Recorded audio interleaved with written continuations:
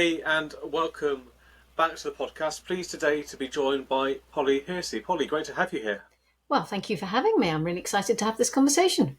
No worries at all. So, like I always like to do to kick things off, I'd like you if you could just kind of give us a little bit of an intro as to what it is that you do. Who do you work with?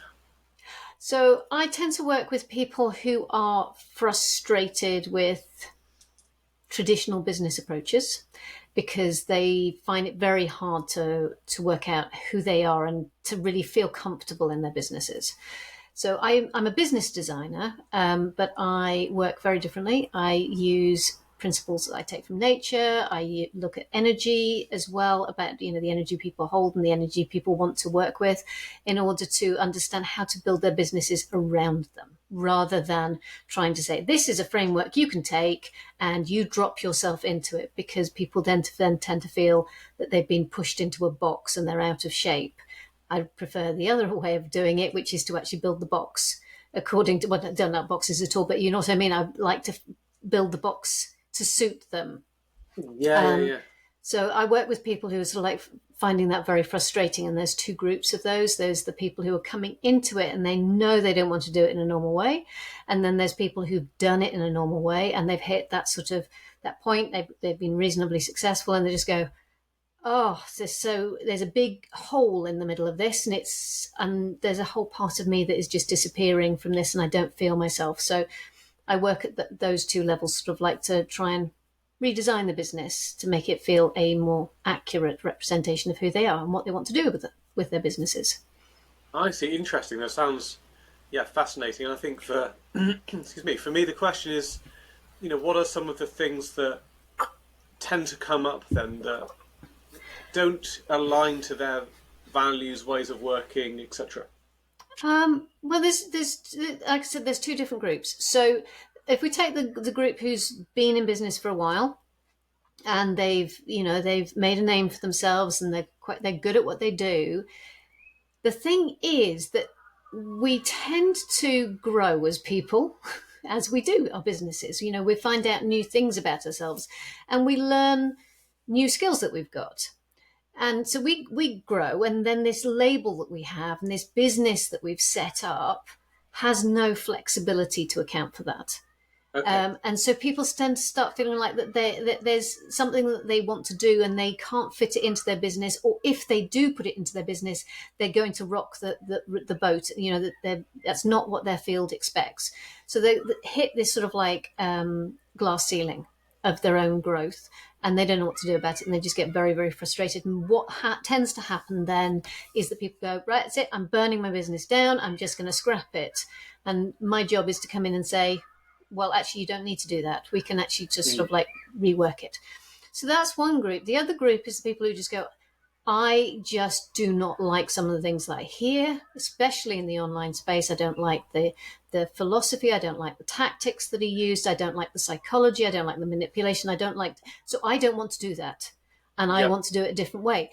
But if you go and look for advice, it's very hard to find something that says, no, I don't align with that. Let's do it a different way. So, in that respect, my job is to help people start out on a more comfortable footing where they feel that their ethics, their values are aligned.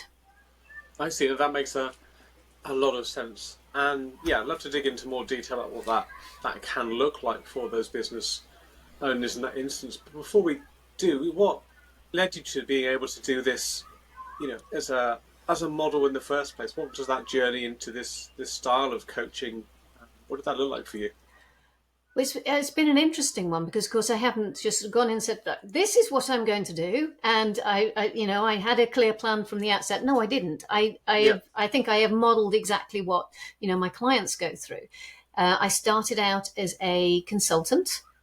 I'm building on my background in marketing and operational management. So I started out as a consultant, and I had about 2 years into doing that, I was getting immensely frustrated because I suddenly realized I was being asked to do work for clients when I am a natural sort of collaborator. And I just went, well, this is completely nonsense for me, because I was getting very frustrated with my clients not being able to see how much more potential they had. And there were all sorts of things, and it wasn't working for me. So I just said, yeah, I had one of those epiphany moments where I just went, I am not a consultant, I'm a mentor. So that I then started mentoring people in marketing. But marketing's, it's an interesting aspect of it, but it's not what really fires me up. So I then started to unravel that myself and think about, well, what do I want to do? And then all sorts of other personal growth came in, and I was starting to, I had spent 15 years of my career working in the environment, plus many more volunteering. And I was like, well, how do I bring that bit into my business? Yeah, What aspect of that is important to my business? Do I work with environmental businesses, which would be the logical, normal way of thinking about it? Or sure. do I bring my lessons and my learning from that into my approach to business mentoring, which is what I've done? So I didn't have a plan. I'm not somebody who sits down and makes a plan for 5 years and said, this is where I'm going to be. I've Yeah, never been like that. I've allowed life to take me and then seen the doors that open. And so it's been a very organic and gradual process of moving into this and finding this particular focus, but also having been through that, because I've been in my business for 10 and a half years now. I've been through all those phases that yeah, everybody's been through. So I know what it's like, and I can look back on that and say, well, that's why it took so long through these phases. And, just there are some shortcuts if you just understand what's happening. So that's I've just allowed myself to develop my expertise in my own way. yeah, yeah. No, that's really interesting. And I know we were saying about the logical thing to do would have been to work with those types of companies, but you chose to go down a different route. And I think what you're talking about is like questioning the way things work and the way things that most do people. It's fine if that does align with the way you want to work, but if it doesn't, it's okay to question that and it's okay to explore other ways of working. I think that that's the big thing that has come out of this whole process for me, is that it is okay to question things. In Yeah, fact, I'm the advocate of doing that, and I will play the devil's advocate if people are resistant to it, because we think, well, there's a lot of people out there who've got this very self-proclaimed authority, and they've reached a level in their business where we think, well, we can't question them. Well, of yeah, course you can, and I think that's because ultimately, when you want to create your business, it's a very personal thing. It's the impetus entirely comes from your sense of identity, your yeah, sense of self-worth, and your sense of self-belief. So it makes sense that your business should be something that is personal, every aspect of it is personal. So it should be designed to work for you. So I can't, in my early days, I would have so many people say, oh, well, I need to make this amount of money and therefore I have to work with this number of clients and in a day. And people were sort of like having like 8 back-to-back 1 hour long calls with their clients every single yeah, day, 5 days a week. And I was like, that doesn't work for you. You've already said you're not a morning person, for example. You get very tired. You're an introvert, so actually being around people constantly is draining to you. Why are you setting your business up to exhaust you yeah. when there are simple things you can, and that's just because that's what they've been told they had to do. So my mantra is don't listen to anybody who tells you what to do except for yourself. But you've got to learn to listen to yourself. Excuse me, sorry. I think that's the thing that is most incapacitated when you step into being an entrepreneur, is your ability to listen to yourself. And it's the one thing that we need to really hype up, because you're much more of an expert than you would ever give yourself credit for. Yeah, absolutely. I think all of those self doubts tend to creep in, and you tend to look for authority and expertise from elsewhere. And I think there's massive amounts of value in that. But I think also, as you say, you've got to temper that with being able to listen to yourself in that kind of inner conversation as well, haven't you? Yeah, and I think for me, it's about knowing what help you need, because everybody needs help. Yeah, But when you get into that space where you are doubting yourself and you're questioning your expertise and you're questioning your capability to do it, and you're doing that regularly, then you really start to look outside of yourself, and you will grab onto any of those hooks that is thrown your way. And there's very little sort of I can't think of the word, but it's random. Those hooks are random. That you're finding. So you grab onto them. Yep. You potentially spend a lot of money getting support, which, if it had been better suited to you, might well have worked. But so many people are in space now where they have spent a lot of money on coaches and programs and training courses and stuff, and they just think it was such a waste of money. And that's not a reflection of the quality of that coach or that program. It's No. about whether or not it was the right thing for you in that moment. And you can only know that if you are really good at beginning to listen to yourself, because you will know whether or not that's actually what you need. But we don't give ourselves the space, I don't think. We're so tuned into this productivity thing that we've Yep. always got to be doing. Where is the space to do the reflection? Where is the space to say, well, actually, that's my blind spot, or that's where I don't feel as confident, so that's where I want to increase my confidence and Yeah. develop Yeah. some new skills or whatever. We need that space to do that inner listening. No, absolutely. I think it definitely can get lost in that productivity thing, as you say, and that drive to be busy, or feeling like if you're not busy, you're not achieving. Whereas it's far better to ask, what are you directing that time and that busyness towards, isn't it, really? Yes. And that's a tough one to break, because it's so conditioned at a societal level that productivity is doing. Whereas sometimes, and I say this to my community all the time, is like, productivity can be taking the dog for a walk. Because the minute you stop doing something, you give your brain the space to start processing it and work it out on your own terms rather than on somebody else's terms. So you're not going to go to Google and you're not going to Google how to do something. You're not going to ask ChatGPT the steps that you need to take. You're going to go out and you're going to reflect on it, and you are going to work out what feels right for you and what's going to work for you. And there are very important things that we have to bring into that inquiry, which is a level of self-awareness about how we work best, Yeah. what lights us up. And sometimes that's not the most obvious thing. It might be that you just go, do you know what? I've always thought that I had to work one-to-one with my clients. And when you have that moment, and you might go, oh, that doesn't work for me. That's not how I work best. Yeah.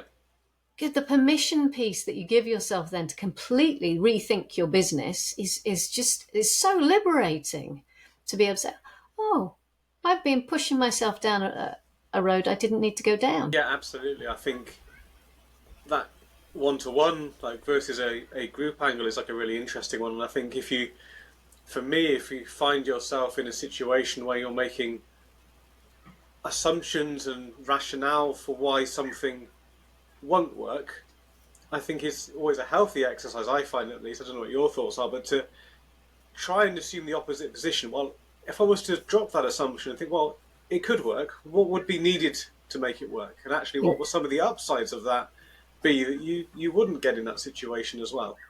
Yeah, I say this a lot, that often it's not what you're doing that's wrong, but the way that you're thinking about it or the way that you're approaching it. Yeah. So we have this sort of like mental framework around what something should look like. And therefore, that's the only way that it can happen. So your classic in an online business is, oh, I must have some form of opt-in, lead generator. It's going to look like a quiz. It's going to look like an ebook. And that's the only option that I've Yep. got. And that works for so few people.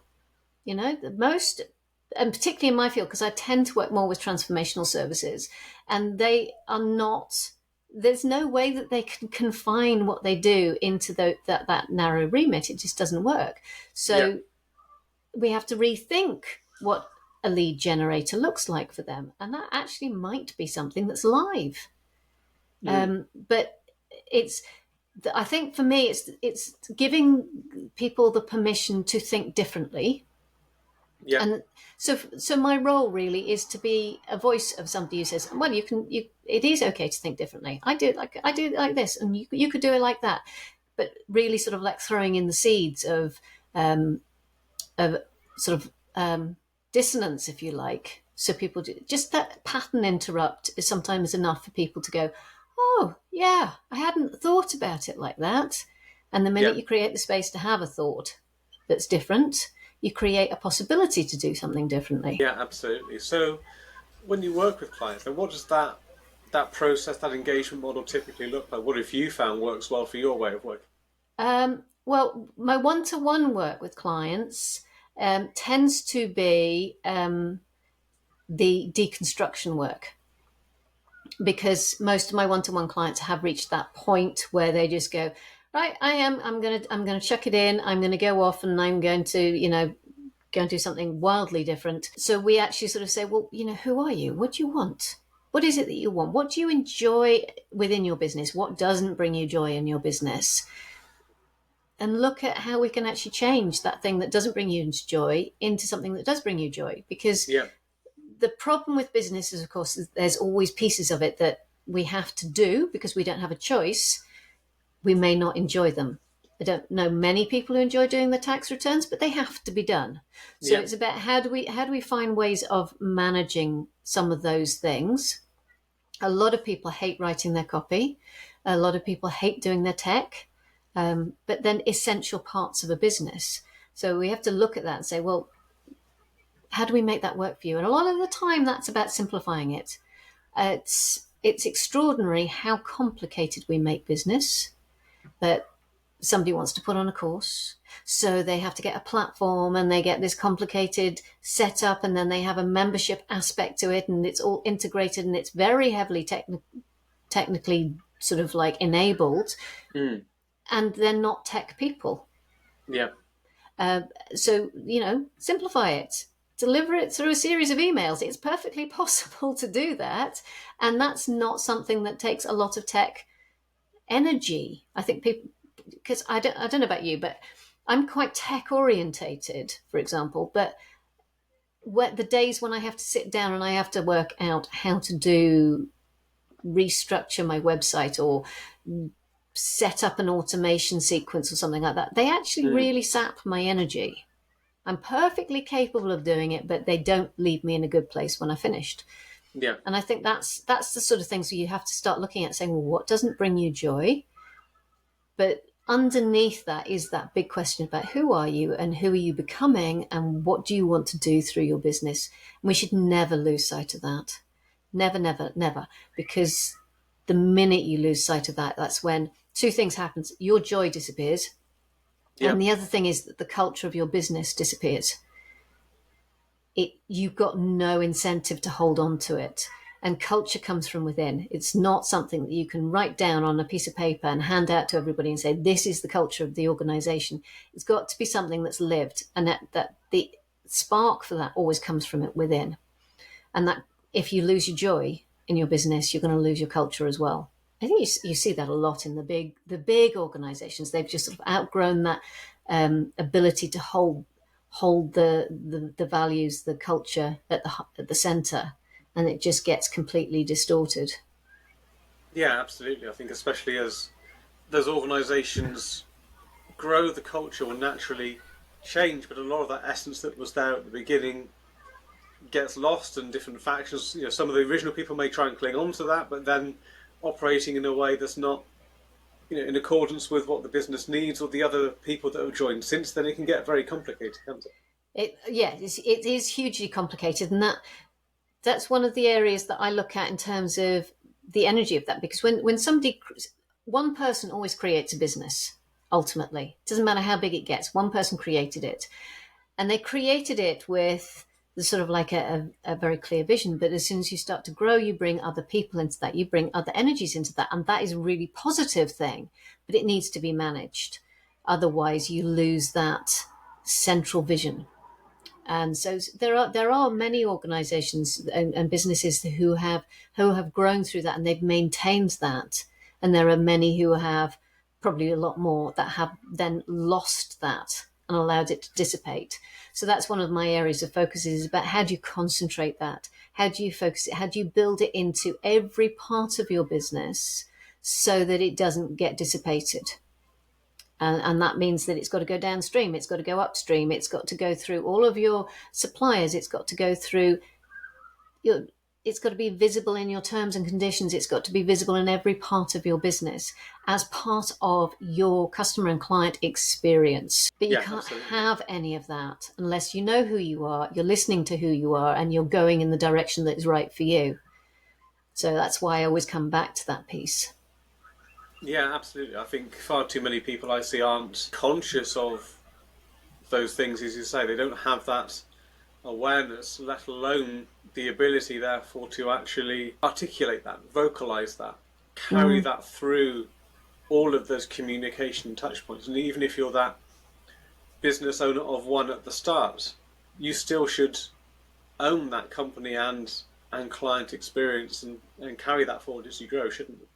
absolutely. And I think one of the things that you can do is a really simple exercise. People talk about what's your why. I like to take people behind their why, because they'll say something like, "Oh, I set up my business to have more freedom, to spend more time with my family," all of those things. Those Yeah, things that rarely ever happen because you get consumed by your business. But that's not why you set your business up. It never why you set your business up. There is a why behind that why, and there is even a why behind that one. There's a deeper reason, because if you lean into it enough, you have that vision of, what is this business going to do for the world? It's yeah, not how much money it's going to make me. It's not how much freedom it's going to give me. It's like, what is this going to do for people? Because if you have that vision, and you are able to articulate it, then you can hold it through all of those things. You're really invested in how you do something rather than the end result. So I get so bored of the 6 7 figure constant barrage of messaging about, you must be at 6 or 7 figures in your business. And it's really boring, because it focuses people on the money yeah, rather than the thing that drives them to make money. indeed. And so I just think just subtle shifts like that to me just make such a big difference to our experience of being in business, and actually our well-being as entrepreneurs, which is very important.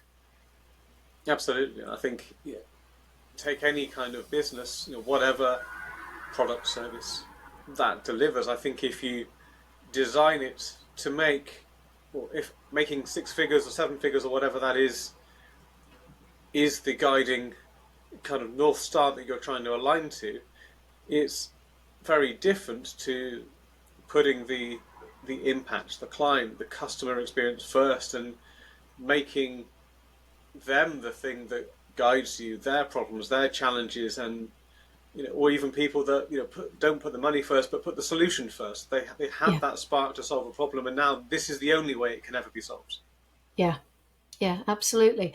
And and it's not to say that businesses don't need to make money, because they do, but it doesn't. If 6 7 8 figures is your goal, ultimately you won't care how you get there. And ultimately, you won't care about the welfare of the people that help you get there. You won't care about the welfare of your customers or your clients either, because your focus is going to be exclusively on that one metric and your profitability. Whereas long term sustainability is built on those relationships, it's built on the experience. And so if you have customers who are in a product based industry, who are deeply invested in your values and your ethics and the way that you produce something and your reasons for producing it, they will be very loyal to you. In a service based setting, then it's, if people are having a good experience with you or through your services, then they are going to be they're going to advocate for you. They're going to be recommending you, and maybe they'll be loyal and repeat customers as well. So your sustainability is based on those relationships. And for me, that's a very big piece of the ethics shift that is happening in business right now. We're moving into a space where values are much more important. Yeah, absolutely. And I think it speaks, as you say, to sustainability, to building a genuinely sustainable business rather than something that has to reach for the next tax. It can get the next cohort of people, and whatever that may be. Oh yeah, chasing virality on social media or whatever it is in order to sort of like get the numbers through the roof rather than the level of engagement. And I say this to my community all the time. It is better to have 10 people who are deeply engaged and involved in the process than it is to have 100 people who are just going to forget who you are the next minute. So it's better to go very precise but deep than it is to go wide. Ultimately, for most of us who have small businesses, we've got limited resources anyway, so Yeah. we can spread ourselves too thin by trying to achieve that million views or whatever. It doesn't necessarily help us. It depends on your business model, of course, but that ability to go deep is really profound in terms of giving you resilience. And I do think that all businesses need to be focused on resilience right now. Yeah, absolutely. And I think as well, what it serves to do is to give you context when you're making decisions about the business. You can always, put that level of depth and awareness you've got about that client and client experience at the foremost of that decision-making process, no matter what the thing is that you're making, those decisions about, whether it's operations, delivery, sales, marketing, whatever that is. That can be the thing that you use to put those decisions up against. Yeah. I remember you saying that. Just my first contract when I started my business, it was with a barrister. So my terms and conditions got a real overhaul Yeah, from my client. It was kind of handy, but it was interesting that we then brought in a graphic designer and she presented her terms, and oh god, I loved how she did it. It was so consonant with her whole approach. It was I it was see. just the most enlightening thing. As exactly what you were just saying about putting the client or the customer at the forefront of the decision making. That's exactly what she'd done. And it was just like, and there I was with my 30 pages of terms, which had been perused through by this barrister client, and he changed loads of stuff, versus this very lightweight, very easygoing, but equally comprehensive set of terms. And just little things like that always stand out to me as somebody saying, I'm thinking about the experience. I'm thinking about what that person needs. And often, if you well, as always, if you maintain that consistency, then every time somebody comes into your business, they know where they're at every single step. They know what sort of response they're going to get from customer service. They know what sort of experience to expect. They know how to navigate your communications because it's all consistent. They don't go, oh, lovely, lovely, nice marketing message, press the buy button, and then get a barrage of something else that just jolts them out of that.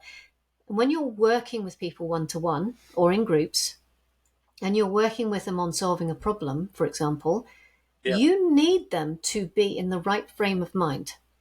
So your marketing, your onboarding, your engagement, and your support with them, and also how you exit them, that all needs to be consistent for them to get their results. It's yeah, absolutely central to that. You can't jolt them in and out, because the minute you do, this is one of the reasons that I stopped. I think we're going back to 2018. I spent a whole year where I just went, these are all the marketing tactics that I don't like, and this is why. I went through all of them and I made sure that they were all systematically rooted out of my business, root and branches, because I didn't want to have any echo of them in my business. And I went through all of those things and realized why I did not want to use any persuasion and psychology in my marketing.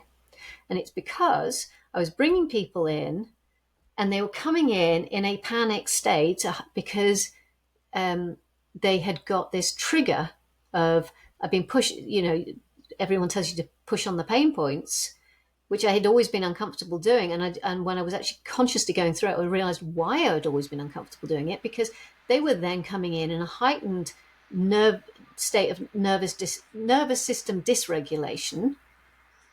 And I had to spend the first third calming it back down again. mm, Well, that's nonsense. I want people to slide into that and start doing the work straight away, because that's best value for them. So it was very interesting to go through all of those things. I took off, I haven't used a countdown timer since then. I don't use a early birds. I don't, all of those things that are designed to make people make a decision on my terms, I don't use Yeah. because it doesn't help them. I know it works, doesn't help them though. Yeah, yeah. And I think, what you're saying about that nice, customer journey before they become a buyer, even if you do make that a nice journey, and then if that turns into something that doesn't feel the same, isn't consistent, isn't congruent, I think that is a mistake I see a lot of people making, and I know in the past I've made that as well. And I've looked at things like proposals and pitches and those kind of things. And I remember one instance when I did want to make it a differentiated experience that reflected my brand, my values, etc.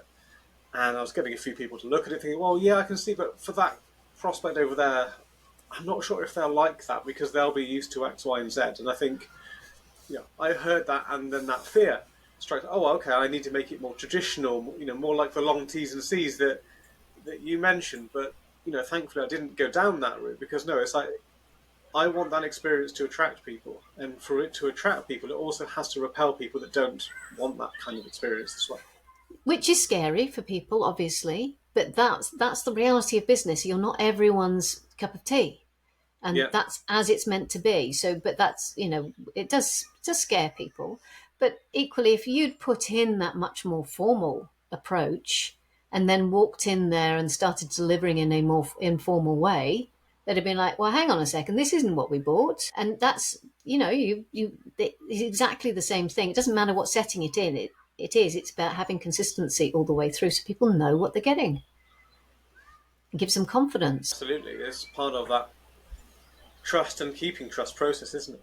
Yeah, absolutely. You can only do that. It's interesting, isn't it? That other people can only trust you if you can trust yourself to be, as you said, you had to make that thing. You just went, you had that doubt come up, but no, you just said, no, I want to do it my way. You trusted yourself. And so that ended up working in your favor. Um, and that's what we have to do is that piece of trust that we have to work on is so important. And of course, you start a business and then it's when you move from being an employee to running your own business, it doesn't matter how long you've been an employee, how much skill you have. I don't know anybody who doesn't go through that phase of doubt, Yeah, questions themselves, because it's personal and it's testing you, and you have to be all things to all people. And so you won't have done that as an employee. Very rarely. I was lucky. I worked in charity, so I did do an awful lot of it. But yeah, you're gonna be in this space where you are questioning yourself. So doing the work to learn to trust yourself and navigate those doubts, navigate your self belief. It'll really pay dividends. absolutely. And for those business owners that you work with that have reached that point, and you're helping them to discover those things and reshape the business in alignment with those things. How does that process typically work? Is that quite a painful process? Is that quite a smooth process? Do they end up losing things as well as gaining things? What does that typically look like? Well, generally speaking, when people reach that point, they come in and they're terrified they're going to lose everything, Yeah, and because because their mindset is in that they are going to lose it because they can't continue as they are. So yes, it is a painful process. I'm not going to shy away from that, and I don't ever say that it's not a messy, difficult process. So generally speaking, I mean, I tend to work with people for 6+ months because the first 3 months are the deconstruction, and then it's like literally taking everything to pieces. And if I'm working with somebody, they'll be forward moving in their thinking for the first two yeah, to 3 months. That's like that I'm in problem solving mode, and then you hit the bump, and that's when everything starts to just fall to pieces, and it's a really messy space. And I start the first call with a client and say, you will expect, I am expecting this, you're going to experiencing it, it's going to be horrible. And then we'll put the pieces back together. And then at some point or another, you're going to realize that, and putting the pieces back together, you have an entire strategy that has just magically appeared in front of you, but it's come from within. It's very organic and gradual, rather than me sitting down and saying, right, on the 25th, we're going to sit down for 2 hours and write your strategy. It doesn't work like that. I allow people to do it in a Yeah, much more organic way. But yeah, it's messy. And those group of people that I work with one-to-one, they have to have reached that point where they are ready to walk away in order yeah, to give themselves that time. Because somebody who's building their business is never going to take their foot off the pedal long enough to do the recalibration that is needed to rethink their businesses, because they're so forward moving that. And what I like to do with those people is to try and say, look, when you're grappling for this, this, and this, you're talking about sticking plasters. So just do a lot of things that take them back, and ask them to just rewind and then move forward, rewind and move yeah. forward. And that helps people not completely come off the rails. So it's two very different groups of people in very different spaces. But yeah, it's rarely unmessy. And that's one of the things that I've learned about myself, is that my ability to hold people through the mess is not something I would have ever considered that I would have been in my sort of like gamut of skills, Yeah. until I knew about it as a manager. I knew I was able to do that, but I didn't necessarily knew that I had the capacity, until I did it, to understand that I could hold people through the complete dissolution of their business, their sense of identity, sometimes their personal relationships, because it's all got to go in order to rethink it. And it doesn't, and but interestingly enough, people come in thinking that very often their relationships are on the rocks, when it starts, and they Yeah. think that they're going to lose their relationships. Sometimes they regain their relationships and lose their business, and sometimes they regain both. Yeah. It's very rare that people actually lose their relationships, but that is bizarrely one of the things that people are most scared of when they come into it. I see. Is that just because the risk of the position they're in? Is it that identity piece, or It's all of those things. There's risk, so that they feel guilty. There's pressure as well, because they're changing, so that as people, so their relationships are changing, and it's all uncertain ground. And they know they want to change their business. They don't know how their relationship's going, so they're in this space of, I don't know who I am, and I don't know what I'm doing, and so of course it's going to be messy. But there is always hope on the other side.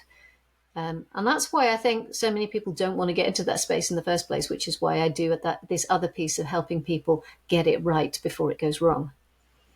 yeah? I think it's good to have those two perspectives and angles, and I can imagine that adds a lot of value to the other party by seeing, what's the conclusion of this, and also how can we try and prevent that as well. Yeah, absolutely. And I think for me, coming back to this whole thing of, what's the objective of my business, the thing that I love to see the most is clients who are happy in themselves. Now, their income levels may have changed, but their personal happiness in their business increases, and their creativity in their business increases, and their ability to connect with people in a different way increases. So they have much more resilience, and which is, putting down your roots and allowing yourself to get into a position where you can grow properly, but on a completely different way. Yeah, absolutely. And for you, in working with clients, as your coaching business has evolved, what are some of the lessons there that you can share that other coaches might be able to take on board to improve the way that they interact and engage with clients themselves? Well, I would say that the most important thing is to actually listen to your clients. We come into coaching relationships thinking, I am the expert and therefore I am never learning. And I very early on realized that every client will teach you something new. Every client will give you a different perspective on your work, how it works, and how it achieves its goals. And you get a much more rounded understanding of your work by doing your work. So Yep. if you're very new into your business and you're really struggling to get the traction, I do say, I know a lot of people say don't give away anything for free. So go do some sessions, give them away, because as you're doing it, you're going to be learning how to sell it.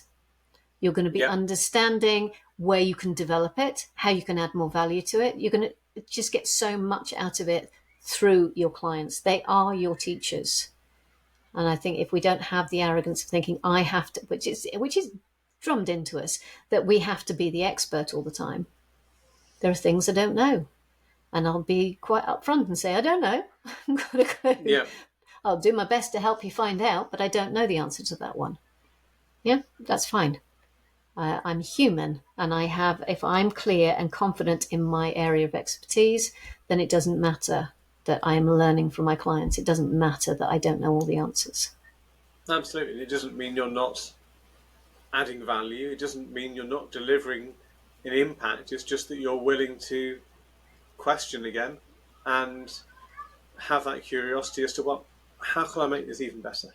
Yeah, absolutely. Yeah, no, I think that's definitely a common theme, is that willingness to question. And I think that also that questioning in the context of actually delivering it for real, as you say, rather than it being a purely theoretical exercise or having to get it perfect before you take the clients through the process and have the perfect messaging and communication. The fact is, you can get it roughly right to start with, and you should get it roughly right, but you're never going to perfect it until you hear what your client's perspective looks like. It's going to be different Exactly. to yours. Yeah, and those people who have got multi seven figure businesses, I can guarantee that they scroll through and comb through every bit of feedback they get in order to understand that in depth, to target their messaging, to improve the experience, to refine it every single iteration that they go through. Most people don't have the benefit of that data, and Yeah, they don't have the benefit of that scale. So the more you can focus on those client relationships, I think it's a huge bonus to be able to speak to individuals, to be able to know their names and who they are and what's going on in their lives. I think that's hugely beneficial if you take advantage of that, and you can really get under the skin of it. And as you say, it's in the doing that we learn what it is. It yeah, doesn't happen as a theory. We yeah, absolutely. become because we do. Yeah, and I think it's also, as you said before, being willing to make space to question those things and have that thought process rather than just being so delivery focused. You never take a step back to look at the bigger picture. Yeah, absolutely. Yes, it's a lot of unlearning to be done, I would say, because it starts early. It starts in school. That this, be productive, keep yourself occupied, keep doing stuff. It's drummed into us all the way through our lives. So it's kind of hard when you start your own business and you're in control of that, and you're thinking, I've got responsibilities and I need to be doing this. I need to be taking this seriously, to take that time away from that in order to do the processing, in order to do the review.